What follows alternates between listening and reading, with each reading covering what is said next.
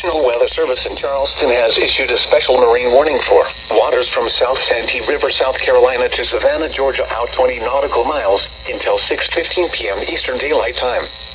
At 5:20 p.m. Eastern Daylight Time, a strong thunderstorm was located over Fripp Inlet Buoy, moving northeast at 30 knots.